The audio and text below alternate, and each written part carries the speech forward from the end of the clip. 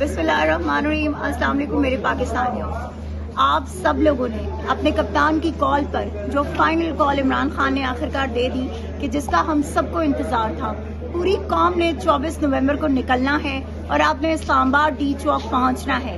یہ یاد رکھیے گا کہ اگر ہم عمران خان کی رہائی چاہتے ہیں، اگر ہم آئینی ترامیم کو دوبارہ سے جو ہے وہ عدلیہ کو ہم بحال کرنا چاہتے ہیں، عدلیہ کو ہم مضبوط کرنا چاہتے ہیں، اگر ہم اپنا کھویا ہوا مینڈیٹ واپس لینا چاہتے ہیں تو آپ سب کو نکلنا ہوگا، کیونکہ عمران خان صاحب نے اور تمام اسیران جمہوریت نے اپنی ذمہ داری پوری کی ہے، لیکن اب یہ موقع ہے قوم کو اپنی ذمہ داری پوری کرنے کا۔ آپ نے نکلنا ہے۔